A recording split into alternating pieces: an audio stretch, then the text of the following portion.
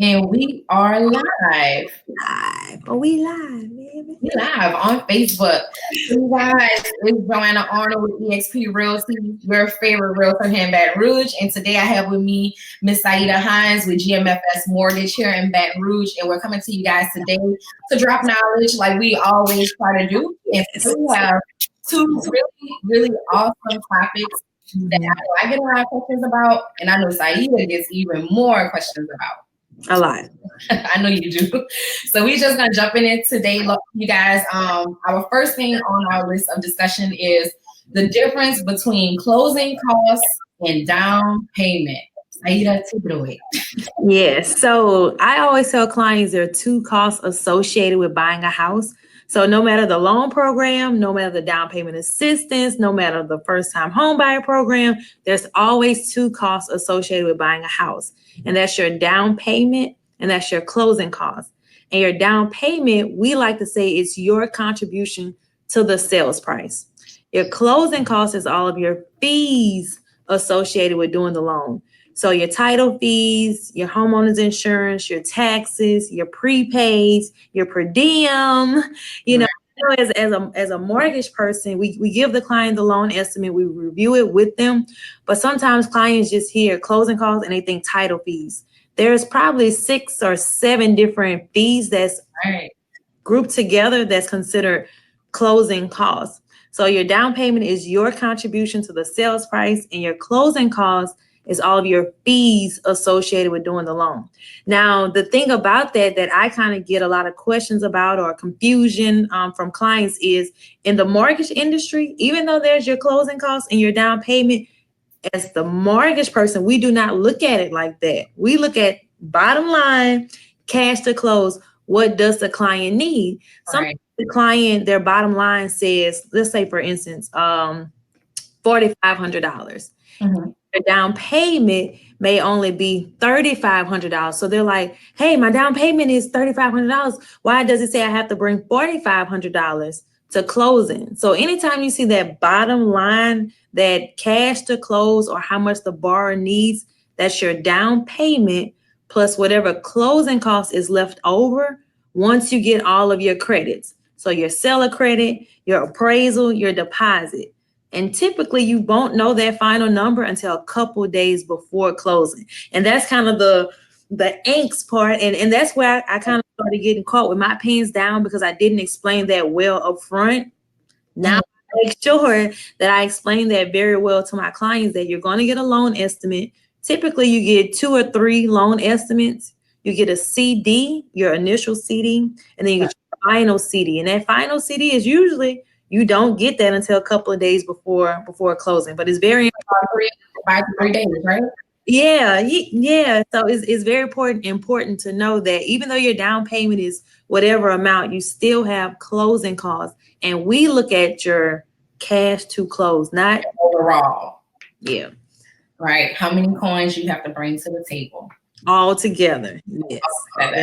Well, one good thing, and I mean, like we always like to reiterate, you always want to have a good team, because if you have the right realtor and you have the right lender, that cost can be minimized by your realtor asking your seller to pay a majority of that closing cost on the back end. So it's always good that you have a great team, right? They help minimize that closing cost on the back, so it isn't such a big blow when you're purchasing a home. Okay, you guys. Next thing, and this is crucial, is Credit Karma discrepancies.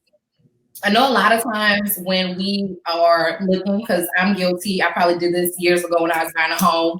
We go to these online websites to get our credit score, and we believe a lot of times that those things are true, but a lot of people. What a lot of people don't realize is there can be discrepancies, especially when you're going to Credit Karma.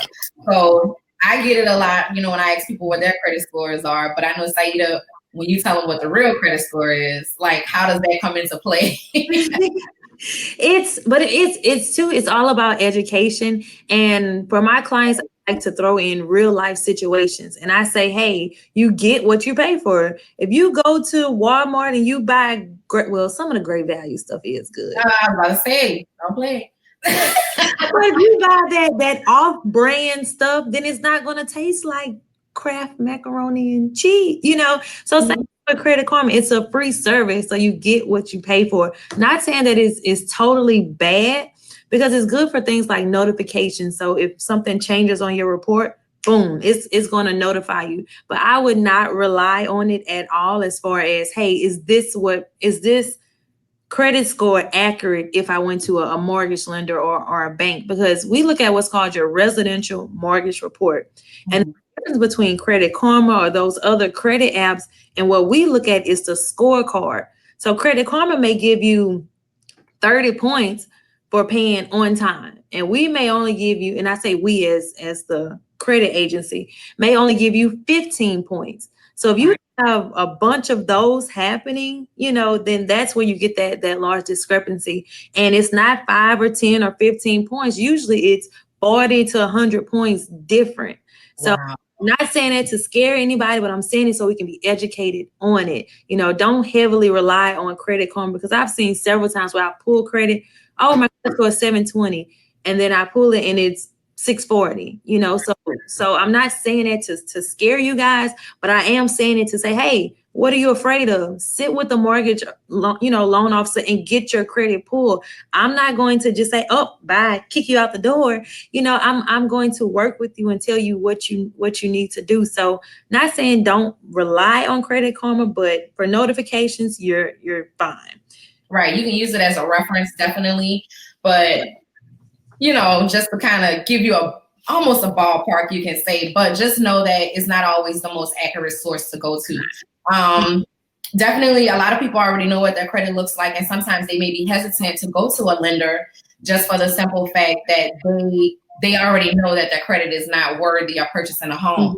But that shouldn't deter you guys, because we can definitely help you create a plan that can get you there. And I promise you, a majority of people start there. You just have to start first in order to get the ball rolling.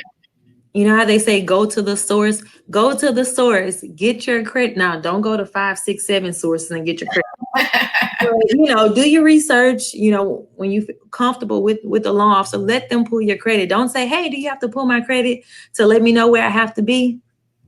Now, I have to pull your credit. Right, exactly. Credit, but go to the source, let that loan officer, and hopefully it's me, pull your credit and see where you are and put you on an action plan. But once you know, then you have to take the necessary step to do those things. So then the ball will be, in the client's court. So.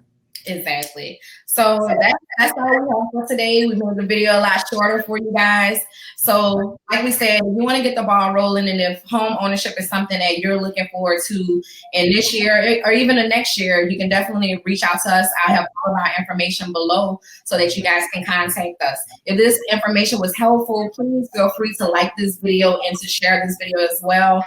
We'll try to do these at least twice a month, you guys. So make sure you check on our pages, and make sure if you have any questions or concerns that you reach out to us, okay?